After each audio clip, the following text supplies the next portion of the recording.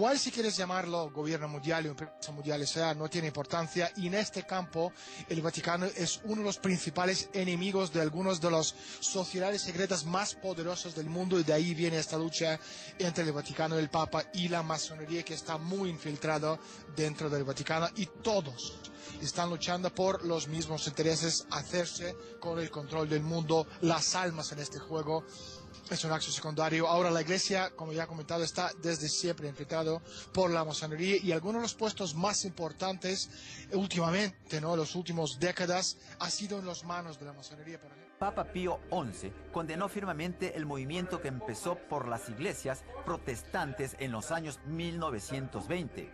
El ecumenismo, que trataba de reunir a todas las iglesias como si fuera una iglesia, pero con diferentes denominaciones de la única iglesia cristiana. Esta idea se remonta y es promocionada por la masonería. El último Monseñor Mario Marini, que fue designado por el Papa Benedicto como secretario de la congregación, la Comisión Ecclesia Dei, me confesó en 2 ocasiones de manera explícita. Me lo dijo primero en 1996. Nuestras manos están atadas. No podemos hacer nada porque los francmasones controlan las posiciones claves en la iglesia. La última vez que le vi, casi medio año antes de su muerte en octubre de 2008, Monseñor Mario Marini me dijo: sufrimos una ocupación masónica. Tenemos cardenales como Silvestrini, Casaroli. Silvestrini es muy viejo, pero sigue vivo, igual que David Rockefeller, o como Licio Gelli, de avanzada edad, pero no declina su poder. Encima de todo, ellos ganan más poder. Puedo nombrar a muchos más. Uno de los peores francmasones en la iglesia fue Francesco Marquisano. No hay identificaciones ni nada. Así es, así es. Ahora, sí hay que decir que se da una aparente contradicción en el sentido de que existen, pues hoy día, desgraciadamente, lamentablemente, muchos ministros de la iglesia, sacerdotes, obispos y cardenales masones, adheridos a la masonería.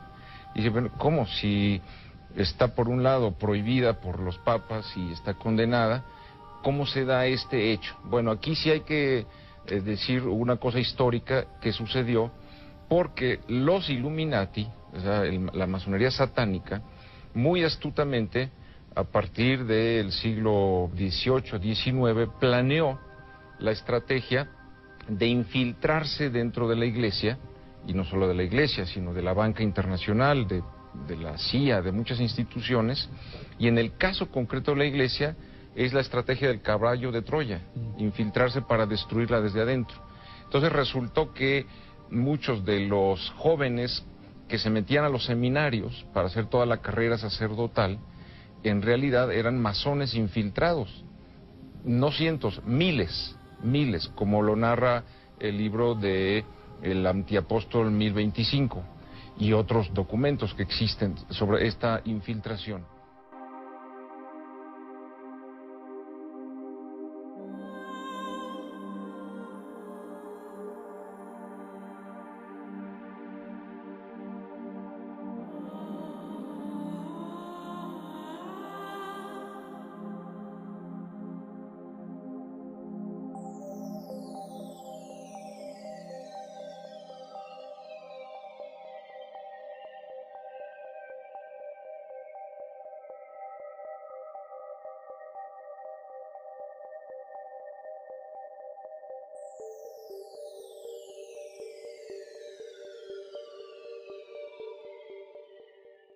A continuación quiero compartir contigo otra gran revelación de cómo el Vaticano hoy está gobernando al mundo. La cabeza es Roma, eso debes de tenerlo en cuenta. Roma no como ciudad, sino como una entidad político-religioso-militar que es profetizada en el libro del Apocalipsis capítulos 17 y 18. Después de Roma siguen los jesuitas, la compañía de Jesús a la cual un servidor perteneció. Los jesuitas tienen 8 grandes ramas a través de los cuales controlan el mundo. La primera es la rama de los Illuminati. Esta secta es la encargada hoy en día de controlar los medios de comunicación. La masonería, que es la rama de la Iglesia Católica que se encarga de perpetuar el culto a Satanás, y la New Age y las nuevas religiones, que son los movimientos que la Iglesia Católica está sembrando con el propósito de poder desviar la atención de la verdad. In che modo la massoneria è coinvolta negli affari del Vaticano? Gli affari del Vaticano, fondamentalmente La masonería ocupa un rol muy importante en el Vaticano, por lo que se refiere a cuestiones geopolíticas a nivel internacional y en relación a la política de los diferentes estados. Esto también porque, gracias a la masonería, el Vaticano puede llegar incluso donde no está acreditada oficialmente, entre comillas, la religión católica. Y luego hay 4 logias masónicas operativas en el Vaticano bajo lo que se llama la logia Ecclesia, y hablo de esto en mi libro El Papa Francisco, el último Papa.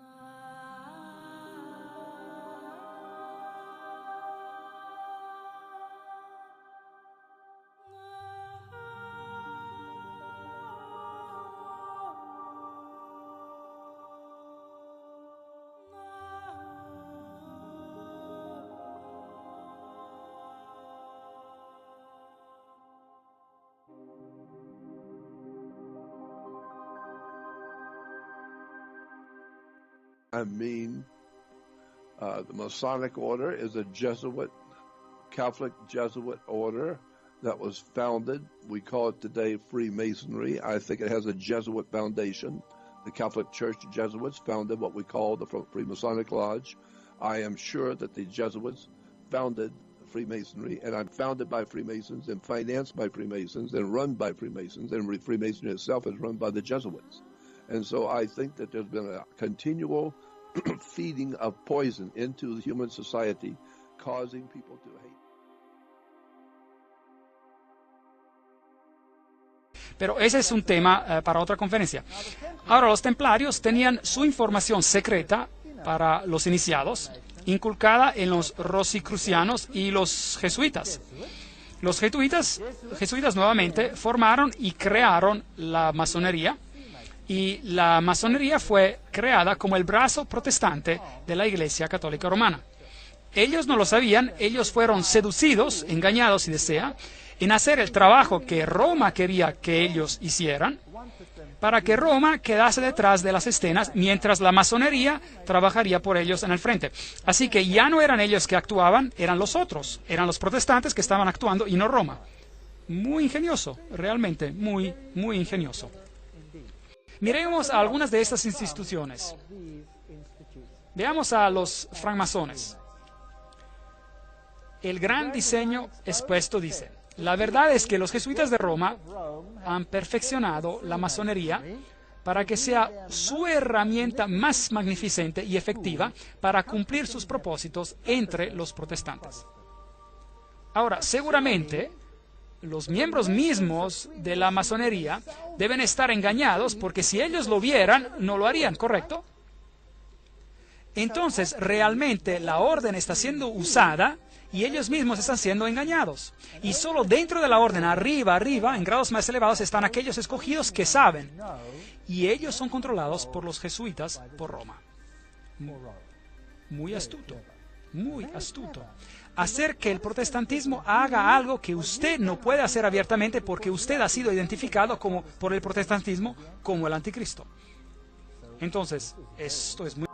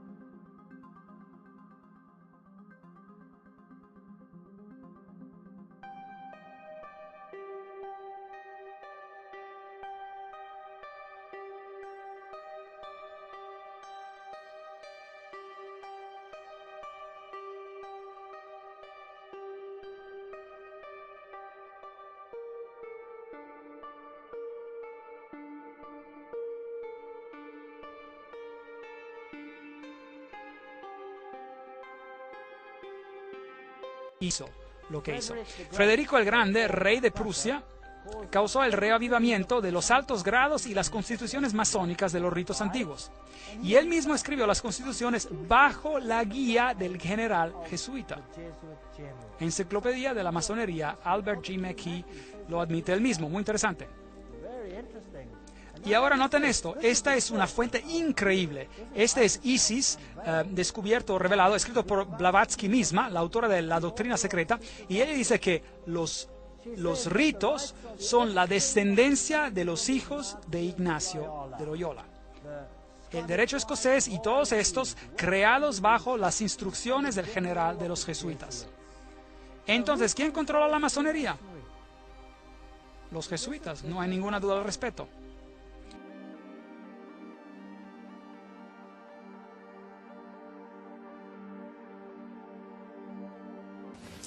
I don't know. Thank you. Since Catholics are strictly forbidden to be Masons, why were you being asked to do two opposite things? Well, first of all, this whole thing about, there's, in Illuminism, there's this idea of creating a false dichotomy. What people don't realize is that the Catholic Church helped start the Masons. And that, for example, the Scottish Rite, most of the degrees in the Scottish Rite were written by Jesuits. And that, for example, the Scottish Rite, most of the degrees in the Scottish Rite were written by Jesuits.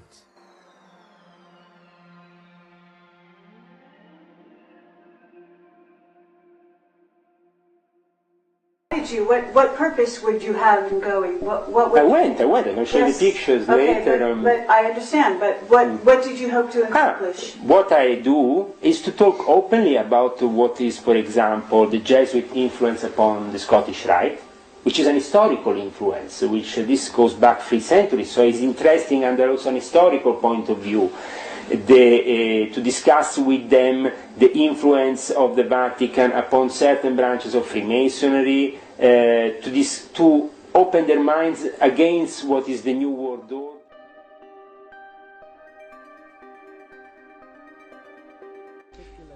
Y hay algunas semejanzas interesantes que encontramos aquí. Aquí, por ejemplo, hay una semejanza considerable entre los grados masonas y los jesuitas. Los jesuitas pisan de cierta manera y muestran la rodilla porque Ignacio Loyola se presentó de esta manera en Roma y pidió por la aprobación de la orden. Ahora, todo lo que les digo tiene una cita adjunta. Y si alguien se enoja por cualquier cosa que diga, entonces telefone a las personas que lo dijeron y enójese con ellos, ¿ok? Porque yo no lo dije, lo dicen ellos. Entonces, esto es lo que hacían y esto es lo que la masonería hace. Entonces, allí tiene la conexión. Entonces, ¿quién existió primero? ¿Los francmasones o los jesuitas? Los jesuitas existieron primero, por supuesto. Ellos debían obedecer como a un... Entonces, ¿quién controla la masonería? Los jesuitas, no hay ninguna duda al respecto.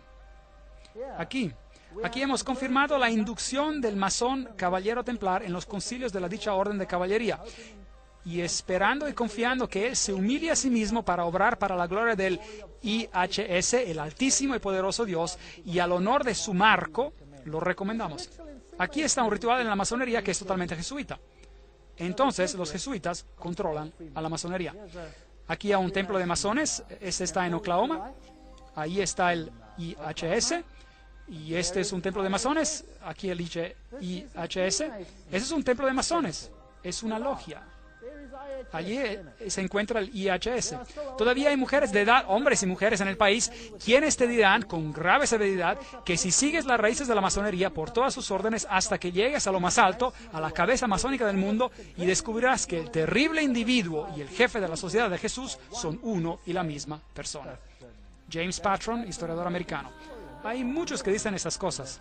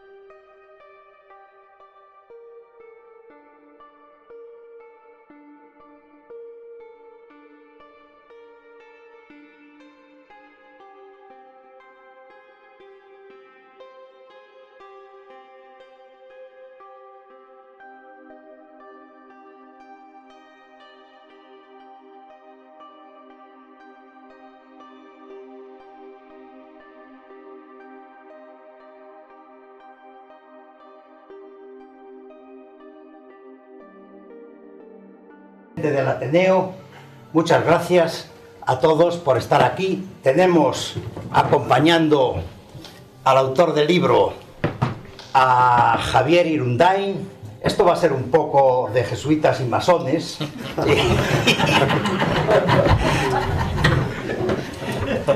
Y está bien que haya representantes de todo aquí.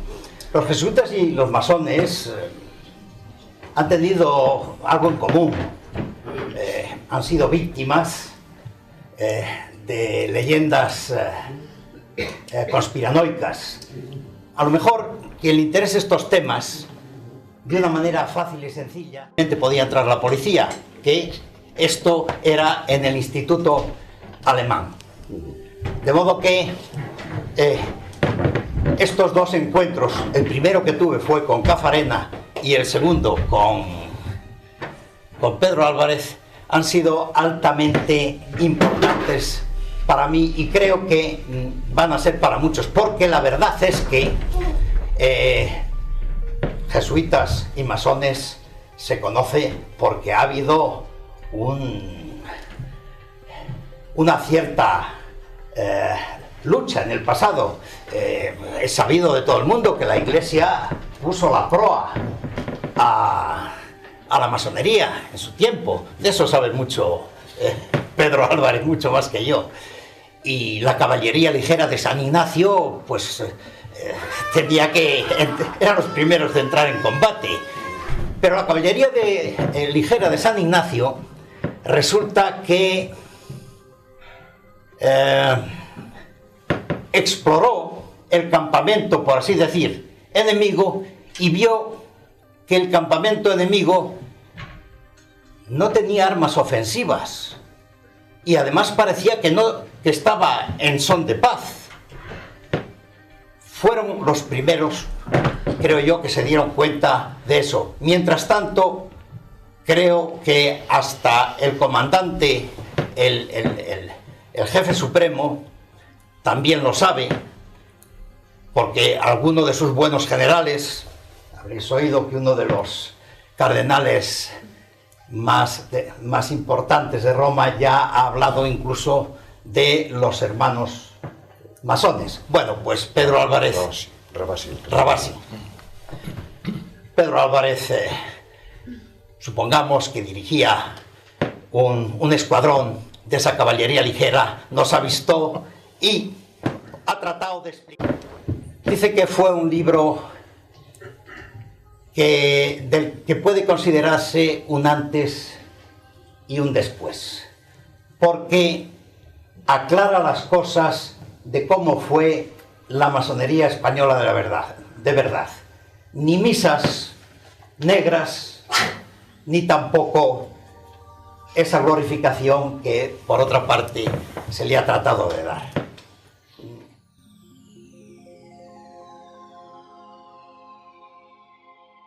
Hablando de la vocación de instrucción que tenía el libro, porque realmente la masonería en aquella época, y es la tesis principal del libro, es que es una escuela de formación, y efectivamente en este libro no se ven ni misterios, ni leyendas, ni confabulaciones, ni conspiraciones, ni búsquedas de la mesa del rey Salomón, ni nada por el estilo, simplemente una gente que se reunía y trabajaba en esa formación a través del rito masónico, pero sobre todo abordando también cuestiones de carácter social.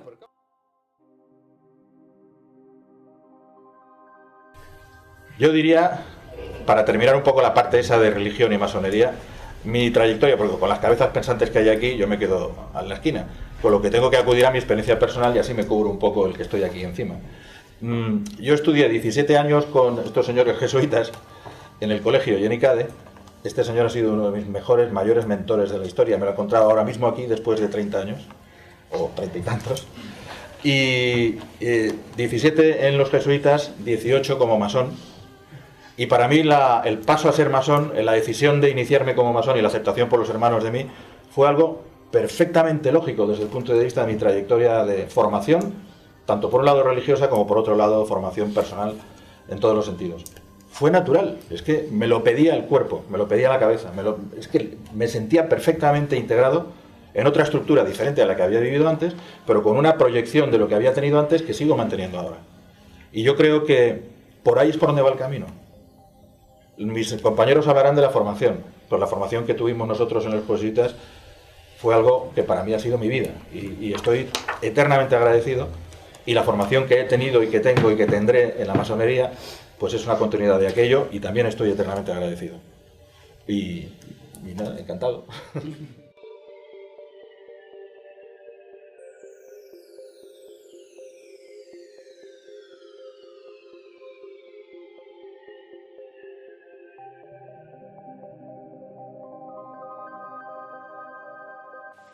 Sexto o séptimo, no sé ya. La Iglesia podría favorecer ocasiones de encuentro con los masones para superar la falta de confianza y de información mutua por medio de un diálogo franco y abierto.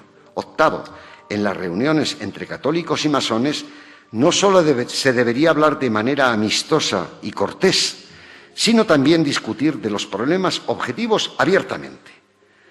Por supuesto, habría que invitar a dichos diálogos a aquellas personas que han expresado públicamente sus dificultades frente a la masonería y a aquellos masones que han expresado sus dificultades con la Iglesia. Pero siempre y cuando unos y otros tengan el sentido común y sobre todo la capacidad de razonar y los fundamentos suficientes para poder hacer diálogo y no meterse en una jaula de grillos. Dedica a eso, claro. Y de una manera eficacísima, no hay más que ver Cáritas ahora, por ejemplo. En fin. Y la masonería también tiene obras de ese tipo. Mi cuestión era, ¿por qué no sumar fuerzas? ¿Por qué presentarlas como instituciones antagónicas? Si las presentamos como antagónicas, claro, la pregunta es, ¿qué gana la Iglesia? Mucho. Y la masonería también. Todos ganamos, vamos a sumar en lugar de restar. En lo que es intervención vamos a llamar social o de esas características. La segunda cuestión, que era más de... ¿qué busca? Eso claro, allí no he tenido tiempo para diferenciar eso. La masonería no es ninguna religión. Por lo tanto, no entra en competencia con la Iglesia, no debe entrar. Y cuando la Iglesia la confunde con una religión, estamos equivocando el tratamiento.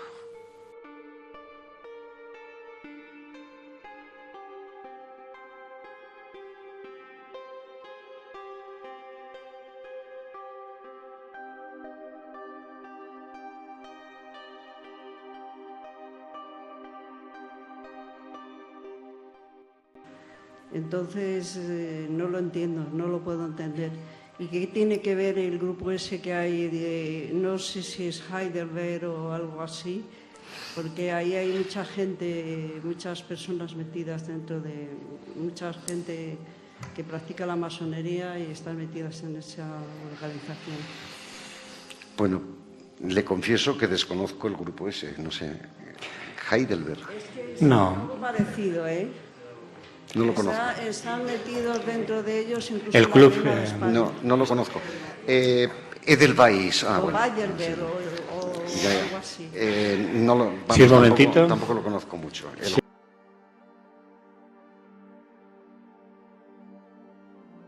Todos estamos haciendo esfuerzos por entendernos, no por mantenernos en la distancia. En fin. Habría un listado enorme de tareas a hacer en común y si, en lugar de mirarnos tanto al ombligo, mirásemos un poco más abiertamente al horizonte de comunidad, yo creo que las cosas evolucionarían un poco más rápidamente. Por eso mi conferencia tenía por título Origen y desarrollo de un conflicto inacabado, pero procesual, que yo creo y espero y deseo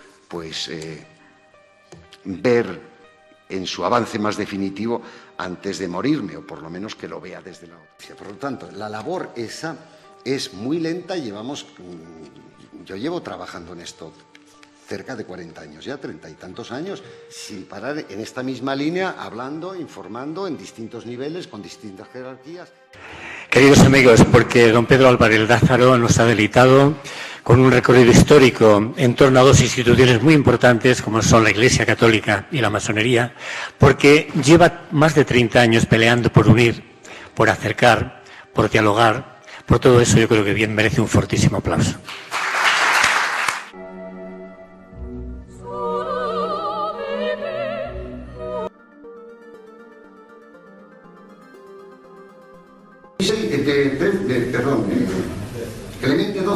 Clemente XII, en 1735, da otra razón.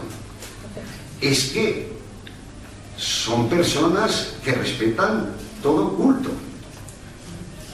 Todo culto. Porque si no, porque se iban a proteger con el secreto. No se prohíbe con el secreto. Derivaciones. Y él, sin probar, excomulga a la masonería, amparándose en que también tiene razones que no puede revelar para la excomunión.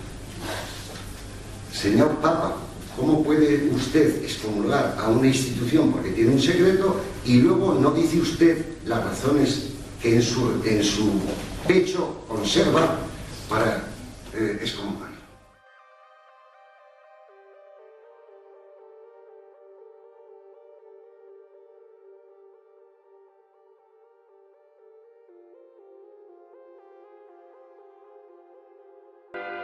Y a la masonería no se le puede juzgar como si fuera una religión y los ritos masánicos como si fueran los sustitutivos de los sacramentos.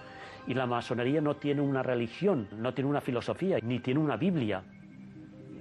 Como el diccionario Langhoff-Posner, el Freimaurer Lexikon, que cita a Ratzinger como si fuera la Biblia de la masonería. Es decir, que son una serie de incongruencias tales que, claro, como no pueden desde un punto de vista histórico apoyarse aquí, ni aquí, ni aquí, están buscando argumentos teológicos para condenar una asociación que no es una religión y por lo tanto no son válidos los argumentos teológicos. Así.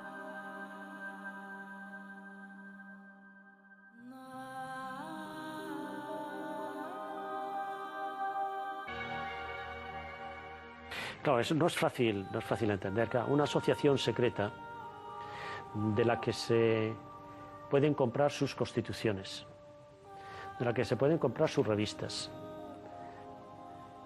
en la que se puede trabajar en sus archivos, que se conocen la dirección de todas las logias masónicas del mundo, puesto que se publican.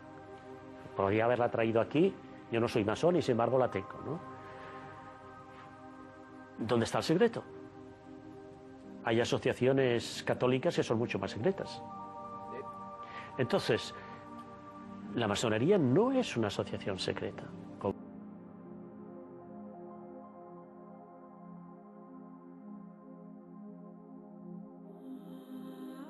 La masonería es uno de los movimientos fundantes del mundo contemporáneo.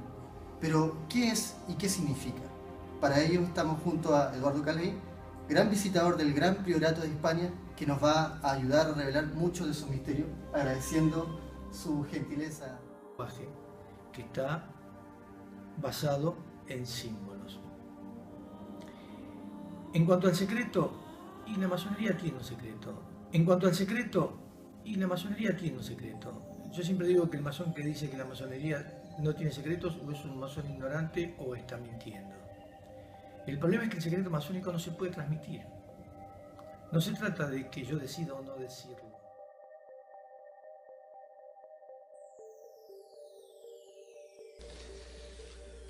Bueno, si no es un sindicato, ni un partido político, ni una religión, ni una secta,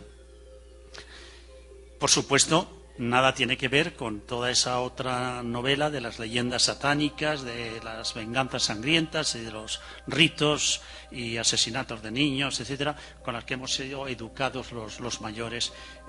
Yo no sé si hoy día siguen educando con estas ideas. Y esto a primera vista no resulta fácil por el secreto con que normalmente se dice que están rodeados, tanto su origen como su desarrollo posterior. Y precisamente este secreto, que en muchos casos es más ficticio que real, en el caso de la masonería es más ficticio que real, porque el secreto de la masonería es que no tiene secreto, hay una leyenda que se basa en los famosos superiores desconocidos. Todo se mueve en la historia y lo manejan nos manejan como unos títeres, unas personas que son desconocidas, pero que nos manejan a todos. Y hasta hace poco, si algo no se entendía, se respondía que no se podía comprender.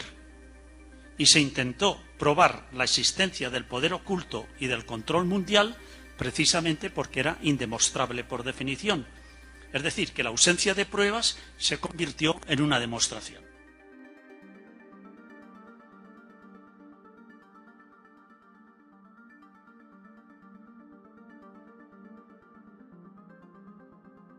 Eclesiásticos. Los primeros que prohíben la masonería en Europa no es la Iglesia Católica, son las autoridades protestantes de Ámsterdam y de La Haya en el año 1735.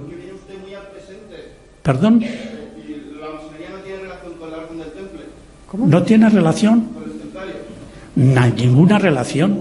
Eso pertenece a un sector de la imaginación de la propia masonería y sobre todo de la antimasonería, de los que no toleran que haya personas que no piensan como ellos.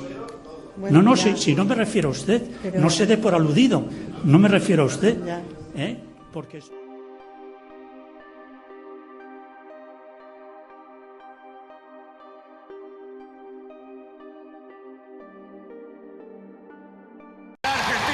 Alfonsín era masón, por las palabras que vas usando y por la época. Ese es uno de las dudas que tenemos. Como son hombres públicos, no figuran en los padrones, pero sí hay una serie de hermanos que dicen que trabajaron con él en la Luz Independencia. ¿Cómo es eso? ¿Dónde figura y no figura por ser una persona pública? Y cuando es una persona muy pública, para protegerlo, no figuran en los padrones. Hay muchos. Se oculta mismo internamente, claro, cosa que se no... oculta para eso.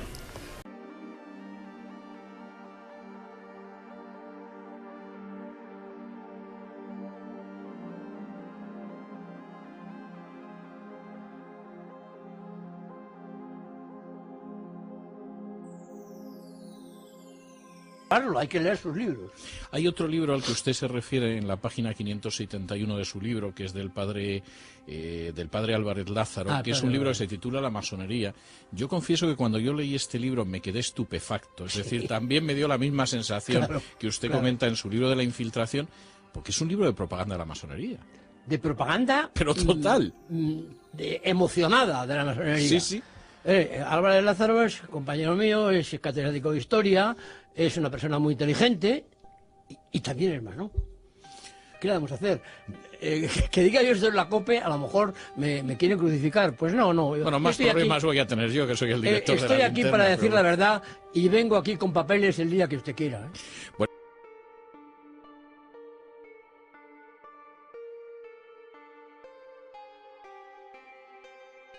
Estos deslices de Ferrer Benimeli. Bueno, ¿qué le vamos a hacer? Yo lo siento mucho, he estado muchos años sin decirlo públicamente, pero ya es público y notorio, vamos. Porque el padre José Antonio Ferrer Benimeli, excelente escritor, hizo una tesis doctoral sobre la masonería y la Iglesia en el siglo XVIII, que es una maravilla, de verdad que es una cosa preciosa, patrocinado por Roma y tal y cual. Pues es masón, ¿qué le voy a hacer? Es masón unido o uncido al grande oriente de Francia, que es el ateo, que es el peor. De ahí es Ferrer Benimeli. Él y unos cuantos compañeros suyos que han ido organizando giras masónico infiltradas por Francia. No sé por qué les ha dado por Francia en todo el año pasado. Han estado dando conferencias por todas partes. Y él es miembro de la masonería.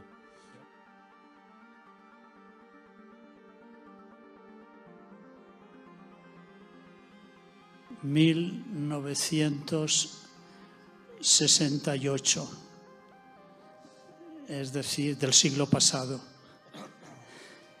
Es decir, que llevo más de 60 años de masón sin mandil, ¿no? De masón sin mandil, ¿no? Más o menos. No sé qué decir.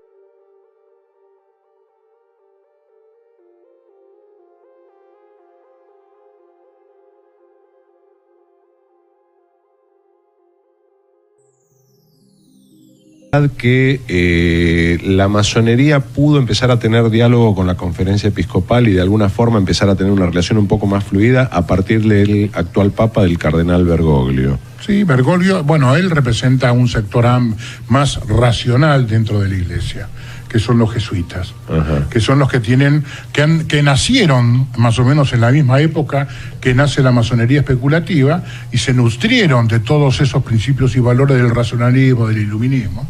Entonces son muchísimo más amplios y uno puede tener un diálogo más fluido. Hay un libro muy interesante, Jesuitas y Masones, de Totom Nagy, que primero fue jesuita, dejó los hábitos, hizo masón, y entonces escribió un libro donde habla de todas las similitudes que hay entre los dos sectores. Ustedes hablan de un principio.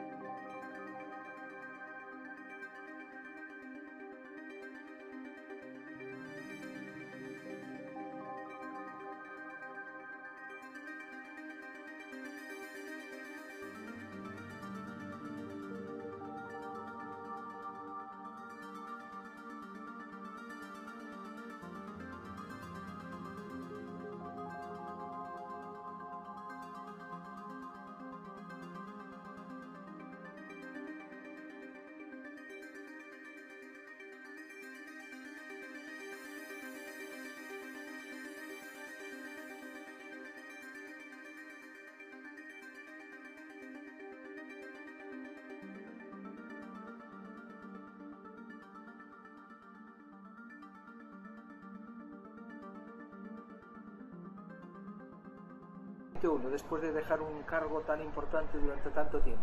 Bueno, todavía tengo muchas cosas entre manos, o sea, todavía no estoy totalmente liberado, tengo que ir a Lima a un congreso de educación de los maristas, tengo que dar 2 lecciones inaugurales en diversas universidades, tengo que hablar en una comisión, en una asociación de colegios de la masonería. Sí, tengo. Sí, eso es lo bonito. Yo he tratado en este país de tener diálogo que abra a la Iglesia y que sea capaz de conversar con otras visiones. ¿Y se puede conversar con la masonería? Desde España suena un poco un jesuita conversando con la masonería. Bueno, el gran maestre a mí me ha invitado numerosas veces. Este lunes tengo una reunión en la casa de la Gran Logia. Hay que tener cuidado porque hay fanáticos que van a decir que yo soy masón.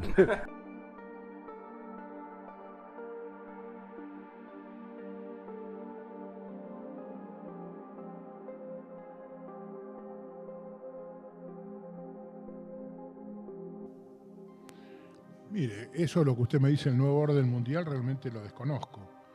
La relación que tenemos con los jesuitas es una relación normal, de respeto. El tema que tienen los jesuitas es que nacieron en la misma época que nosotros aparecemos como masonería especulativa y tienen una gran influencia del iluminismo y del racionalismo. Entonces hay muchas cosas que nosotros compartimos con ellos, pero cada uno de su posición. Ellos de una posición dogmática y nosotros bajo una posición librepensadora.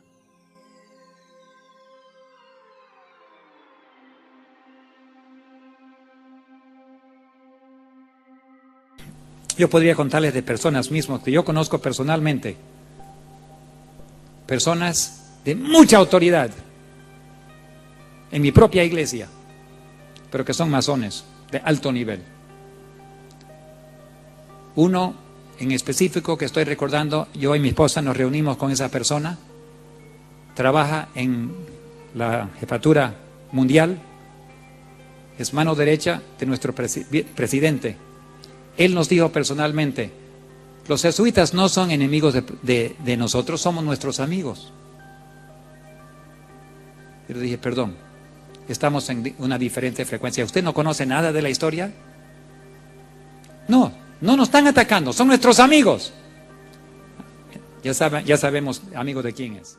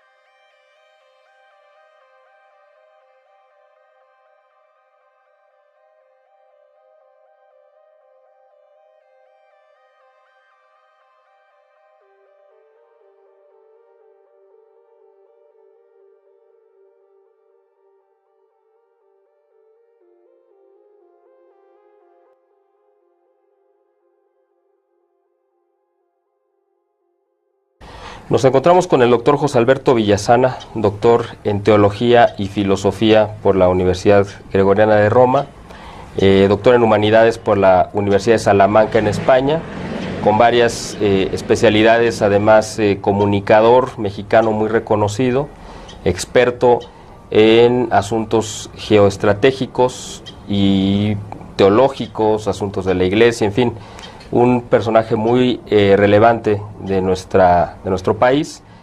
Te agradecemos.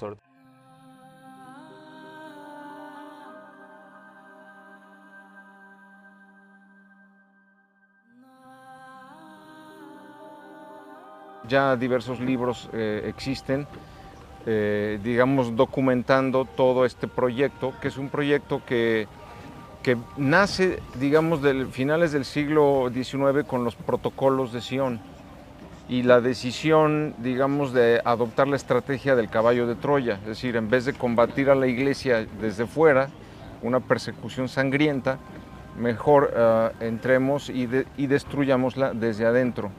Los primeros acuerdos ya para esta penetración se hacen en el 1929 en la capilla de Aachen, en Alemania, en donde está Gruber, Mückermann, altos Oscar Wirth, del Supremo Rito Escocés, y están jefes sobre todo de la Compañía de Jesús. Claro. Porque ellos dijeron, bueno, si queremos infiltrar, dañar a toda la Iglesia, pues empecemos por la cabeza. La cabeza es la Compañía de Jesús, comencemos. Y los convencen a este grupo jesuita de crear un un nuevo orden mundial de un socialismo cristiano. Yo no sé cómo se pueda esto combinar, pero el plan es ese, un nuevo orden social cristiano.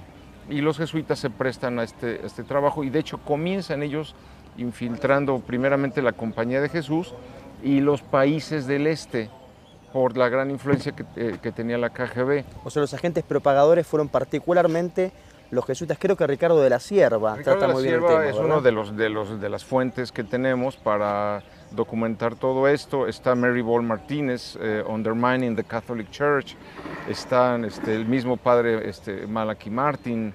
Hay muchos historiadores que han documentado esta infiltración. Hay un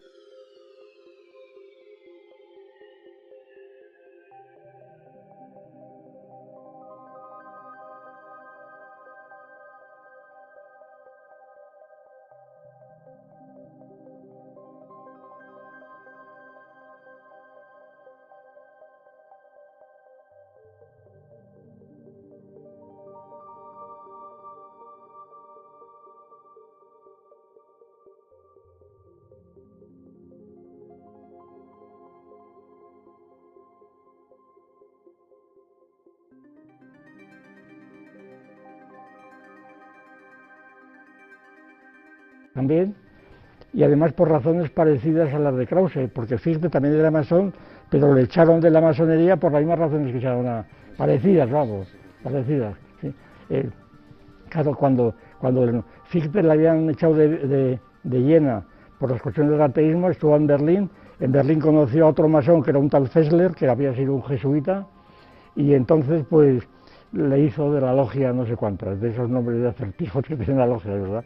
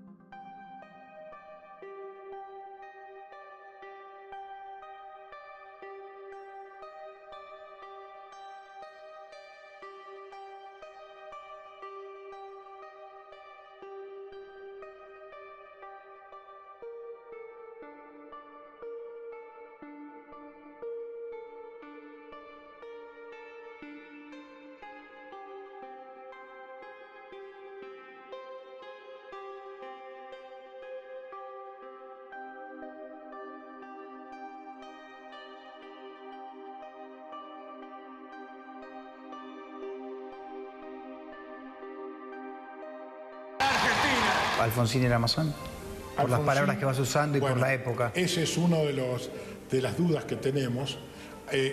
Como son hombres públicos, no figuran en los padrones, pero sí hay una serie de hermanos que dicen que trabajaron con él en la Logia Independencia. ¿Cómo es eso? ¿Dónde figura y no figura por ser una persona pública? Y cuando es una persona muy pública, para protegerlo, no figuran en los padrones. Hay muchos.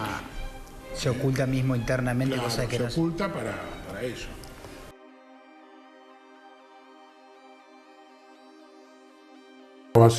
Dentro de la Iglesia y está adoptando posiciones francamente progresistas. Es decir, que no es una antinomia ser, por ejemplo, masón y católico. No, para nada. Para nada. Desde ya, yo en la logia donde he estado, ha habido sacerdotes católicos. Lo que pasa que, como hay un sector muy conservador y refractario a la masonería, uno cuando ingresa a un sacerdote, lo tiene que hacer con nombres cambiados. Usted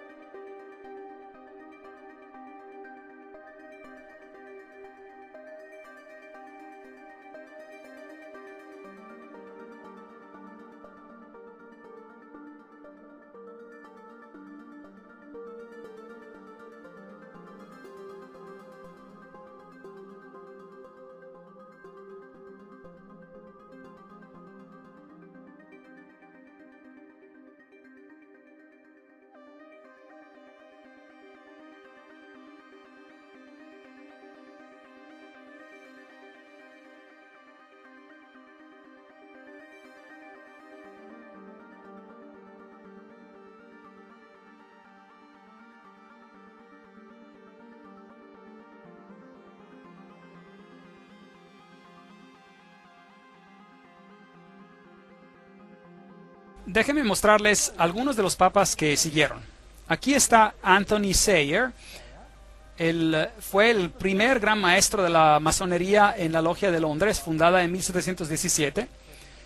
Y recuerden que este es el tiempo que antecede a todo el periodo de la Revolución Francesa. Y estos masones se paran así, con las manos en el estómago, apuntando con los dedos, con el dedo grueso hacia arriba. Y el mismo Papa, esta es una foto del Papa Pío XII, hizo imprimir un sello, que es un sello cuadrado, y tiene símbolos masónicos en él, donde tiene la misma posición que el otro cuadro. Es interesante que el Vaticano prohibió la masonería. Pero es interesante que si no quieres ser culpado de algo, lo prohíbes y lo practicas en secreto. Pero en el mismo Vaticano, las logias abundaban y cada cardenal era miembro. Interesante.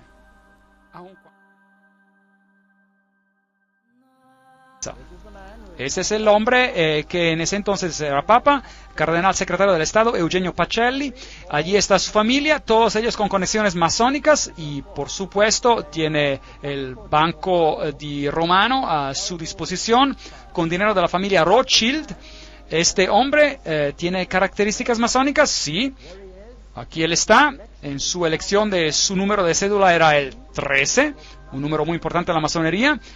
Allí está en el sello con el triángulo masónico que produjeron.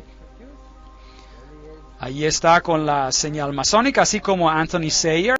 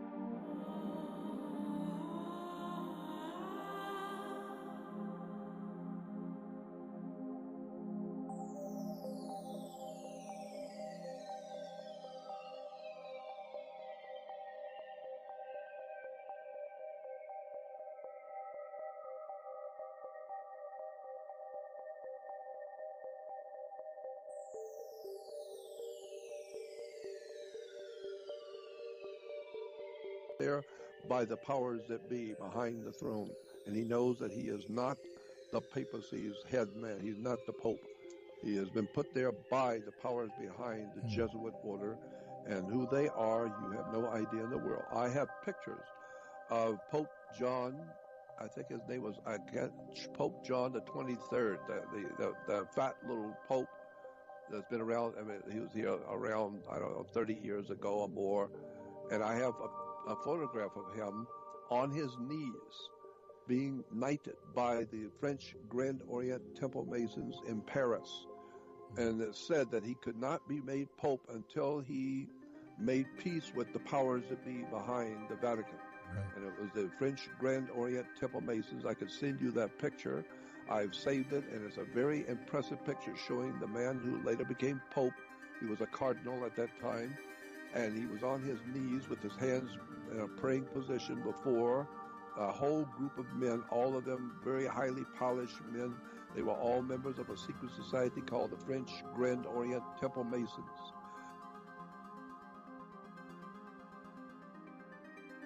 En contra de todo tipo de discriminación. Realmente no me molesta. Es más, yo lo he planteado a sacerdotes y me dijeron que no había ningún problema, al contrario. Es más, hay sacerdotes que son masones. Ha habido papas masones. Entonces, justamente el que hizo toda la modificación en el Concilio Vaticano II pertenecía a la masonería.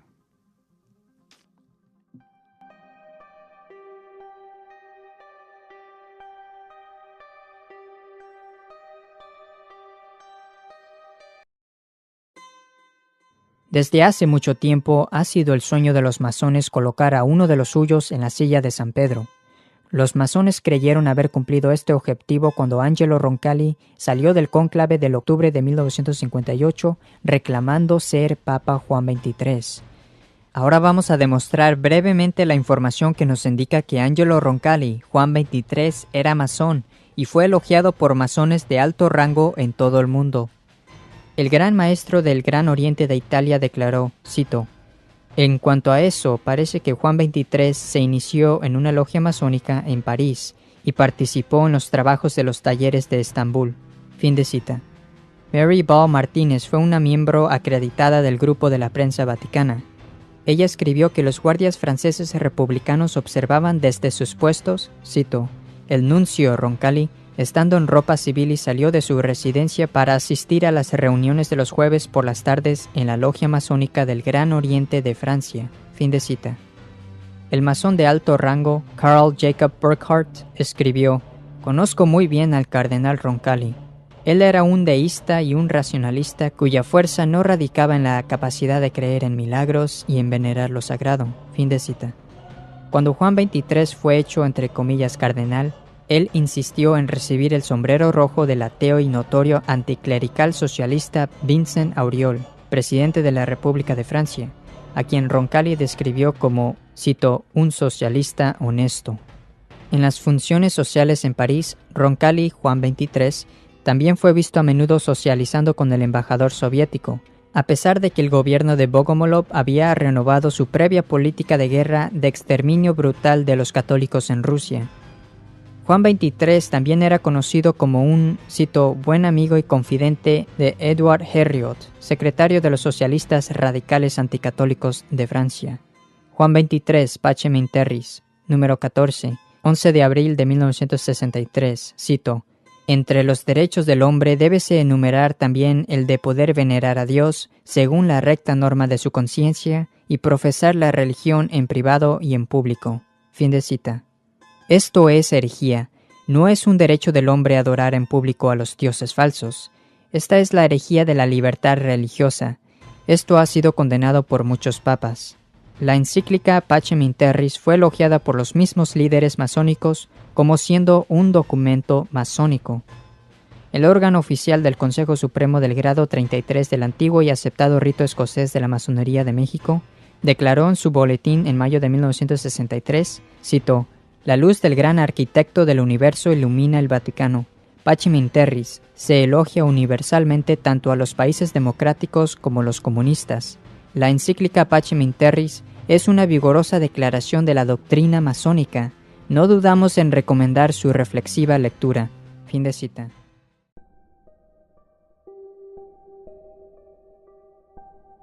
Viene ahí a la izquierda. Y algo más. Desde entonces, el papado usó el éfod. Esa es la pequeña placa sobre el pecho que era también usada por los sumos sacerdotes en Israel. Ahora, preguntemos a Albert G. Mackey, un masón de grado 33, que nos cite lo que significa esto. Él dice, el gran sumo sacerdote del Real Arco de la Masonería desde el 1859 al 1865 en los Estados Unidos declara, en su trabajo estándar, aquí arriba, él dice, el sumo sacerdote del Real Arco usa oficialmente el éfod. Entonces, ¿quién es el sumo sacerdote de la masonería? Ahí está, el Papa. Bueno. Antes de nada, veamos cuál es la diferencia entre un saludo normal y el saludo masónico. En la imagen superior de la izquierda, vemos un saludo normal, y en la imagen de la derecha, vemos un saludo masónico, en el que el dedo gordo o el pulgar presiona sobre el segundo nudillo de la mano del compañero masón. Y bien, aquí tenemos al Papa Pablo VI, haciendo el saludo masónico con un desconocido masón. Observe cómo los dos pulgares presionan el segundo nudillo de la mano del compañero masón.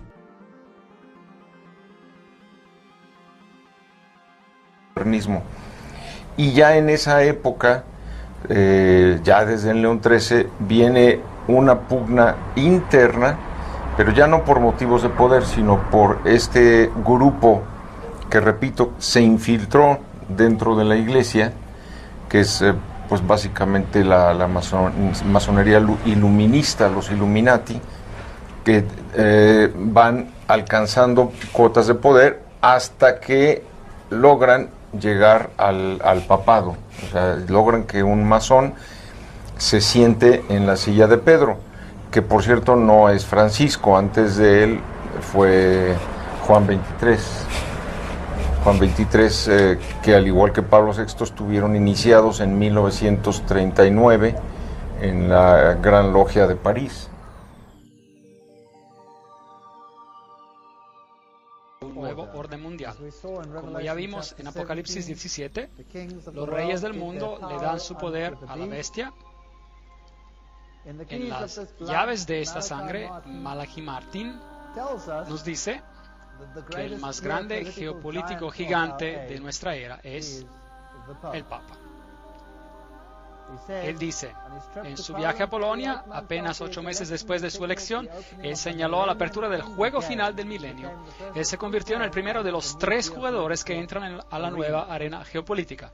Él dice que el Papa Juan Pablo caminará a grandes pasos ahora en la arena del juego final del milenio como algo más que un gigante geopolítico de su era. Él era y continúa siendo el siervo sereno y confidente del gran diseño. Esta es una expresión del lenguaje masónico de símbolos. Aquí está Juan Pablo II con la Comisión Trilateral, y aquí está Juan Pablo II con B'nai B'rith, la francmasonería judía.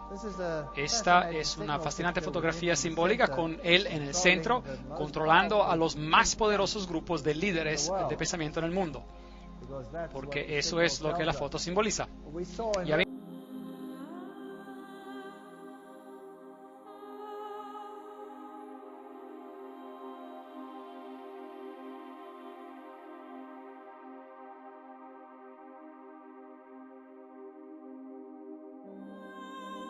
¿Qué representa para Richard González todo este tipo de profecías?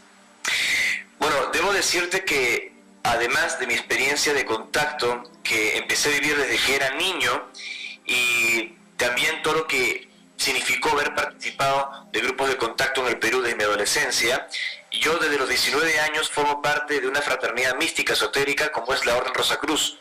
De hace 20 años que formo parte de todo ello. Así que todo ese universo de las profecías, el esoterismo, no es muy ajeno para mí.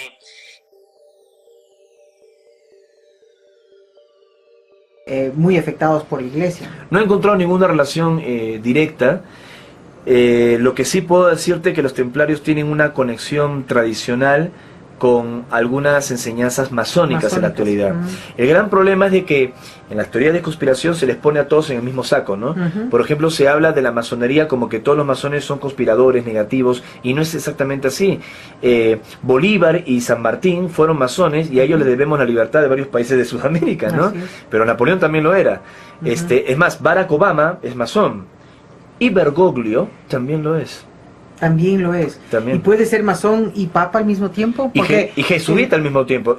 De hecho, Juan XXIII era Rosacruz, después hizo masón y después fue papa.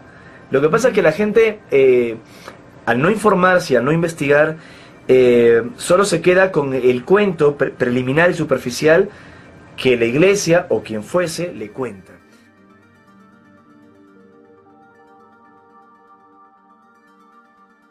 Astróloga, pero sobre todo una persona humanista. Ella es Rachel Holloway.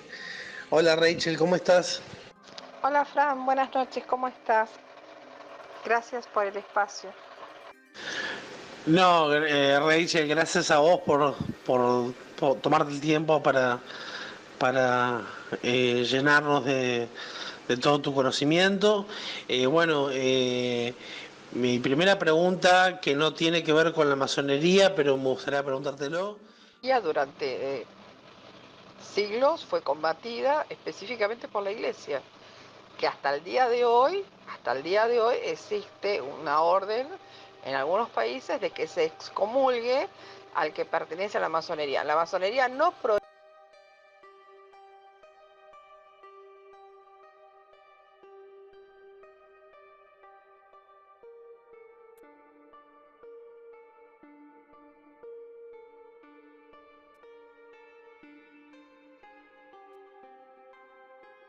el actual Papa Jorge Bergoglio, poco antes de ser Papa, fue aprendiz de masonería. Aprendiz, no es maestro. Lo primero que se hace es ser aprendiz, después es compañero, después es maestro y después se llega hasta el grado 33, que hay gente que llega muy joven al grado 33, y hay gente que pasa toda la vida y no llega al grado 33.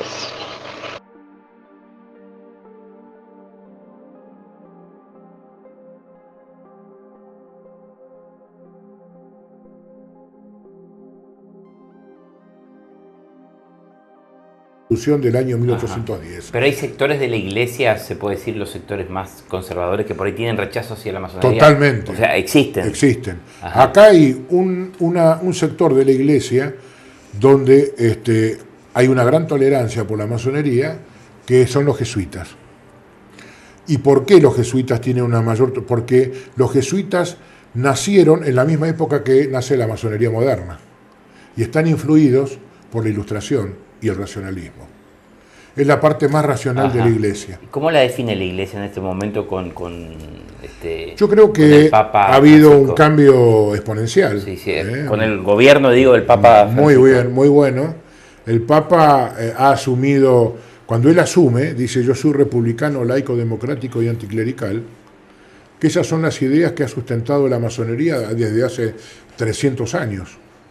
Y si él asume las ideas nuestras, nosotros no podemos estar poco menos que a favor.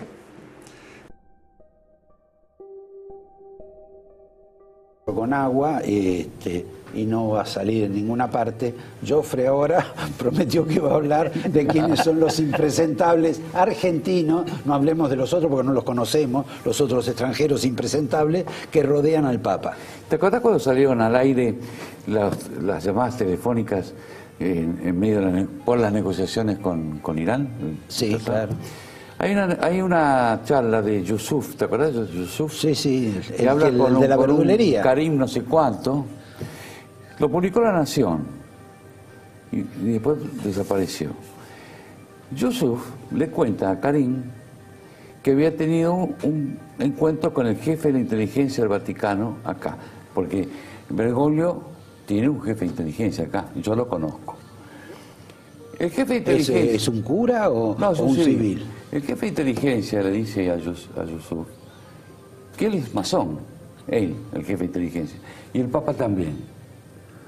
Eso salió en La Nación, lo podía escuchar, yo lo he escuchado mil veces porque no podía dar crédito. No me asustan los masones, porque finalmente vos y yo sabemos, y vos también, que en este país hubo mucho masón, en las presidencias. Mucho presidente masón. masón. Presidente masón, y grandes presidentes algunos de ellos. Pero una cosa es ser presidente de la República Argentina. Muchos ministros masones actuales. Sí. Where you do not allow the people to kiss your ring as the Pope of Rome when you know you're not the Pope. You've been put in there, by other means, by secret societies. And the mere fact that he is a very high degree Mason and also a Jesuit. And as a Jesuit, he knows he's not the Pope of Rome. He's been put in there by the Jesuit order that's taken over the Vatican and are now seizing control of the Vatican and putting him in to control the Vatican for the Jesuit order. But he is privy to know that he is not actually the Pope, that he's merely been put in there to control the Vatican.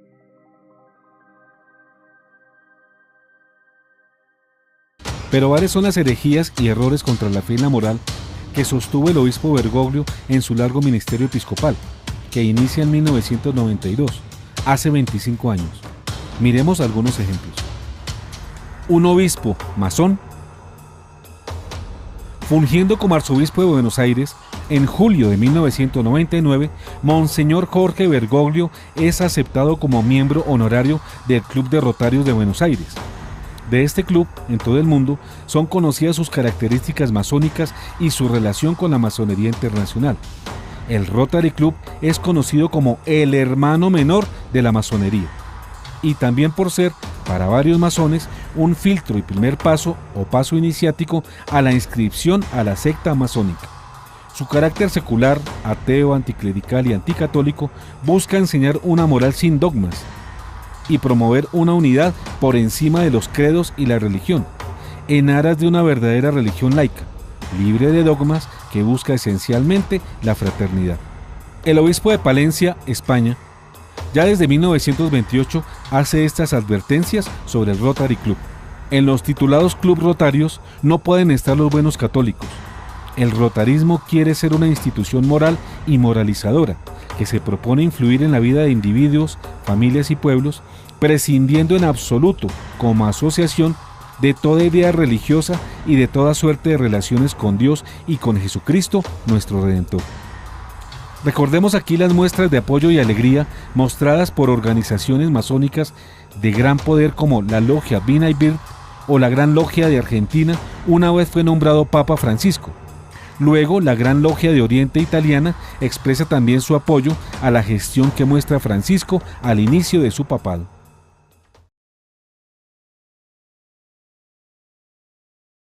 Yo no lo conozco, escribe usted.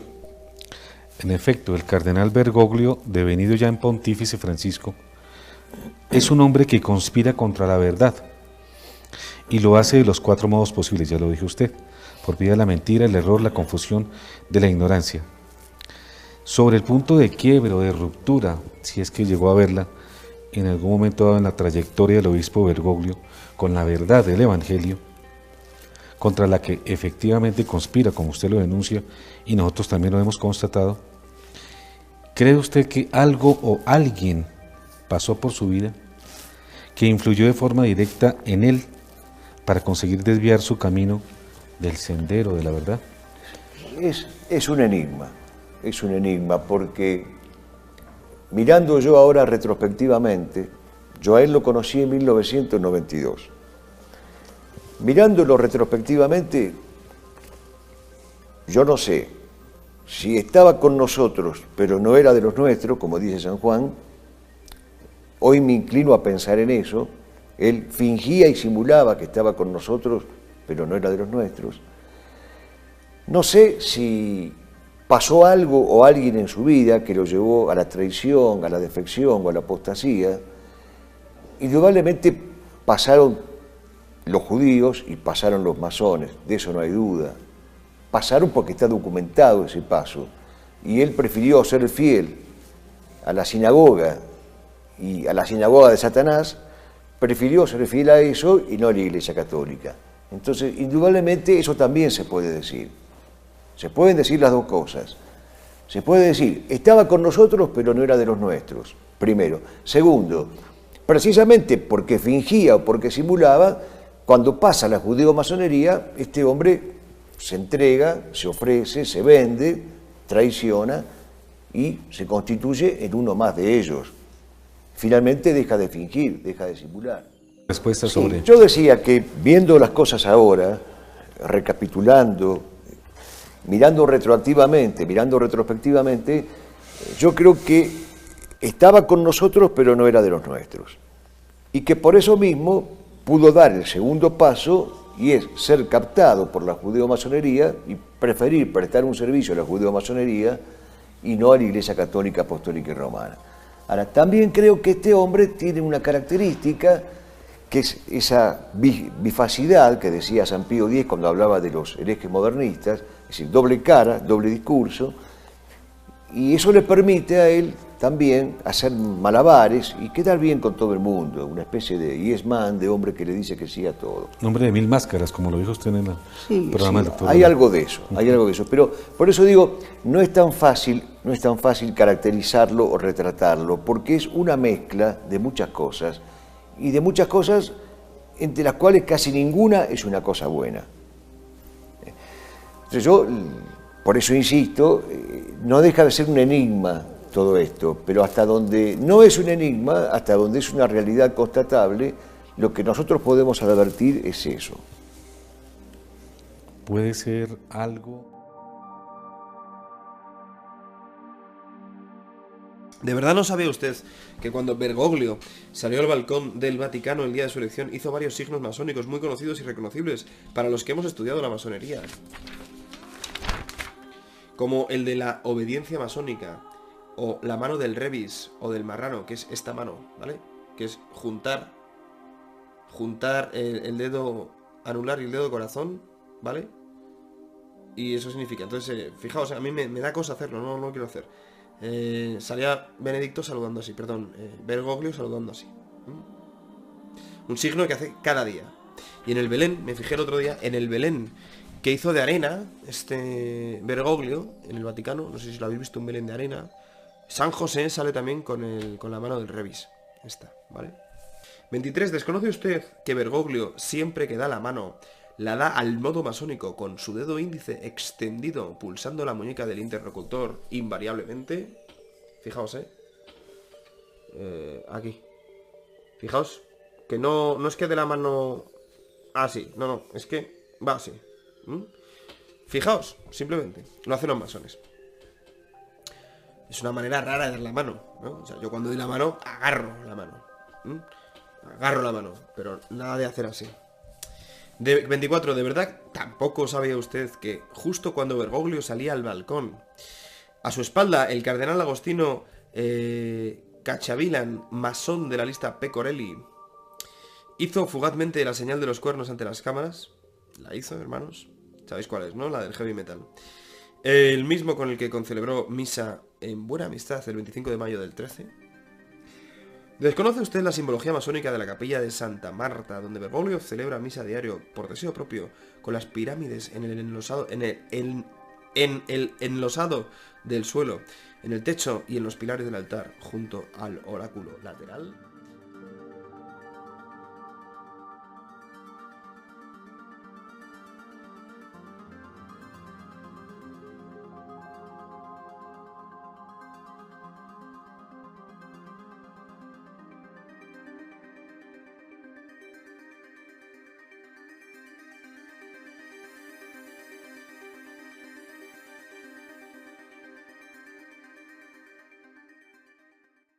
El amor entre esas dos personas. Un idioma universal, que aunque no hablemos el idioma de algún país, con ese podemos identificarlos. Son saludos, son palabras. Ese procedimiento se llama repejamiento en un momento dado, para saber si es o no hermano. Hay uno para cada grado, y cada grado tiene sus inalterables modos de reconocimiento. Obviamente solo los puede poseer un francmasón. Obviamente solo los puede poseer un francmasón.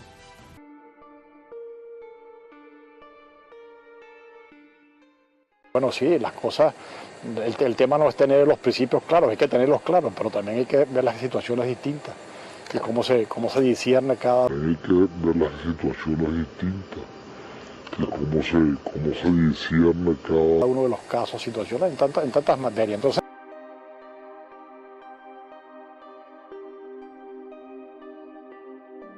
the Freemasons are controlled by the Zionists and are part of this establishment, but he forgot to say that the Freemasons are actually controlled by the Vatican. The most enlightened brother of the Red Cross in Norway is the 11th degree, who is linked to the Vatican and is approved by the Vatican, because this kind of Freemasonry is actually officially approved in every single ritual has been read, because of the high content of esoteric knowledge. The Swedish system needed to be approved by the Vatican, because they had to leave the last blessing on top of this system. So a Freemason from France, an officer from France, went with all the rituals to the Pope and showed the Swedish Rite rituals and said, you approve, His Excellency, this ritual, you know? He approved. That's it. So if he approves this bunch of pagan Egyptian nonsense and in this kind of things, what kind of word is this? It's a hypocrite word, where on one side they're claiming to be monotheistic and believe in one God, on the other side they're worshipping all kinds of gods. There is definitely a clash. You know.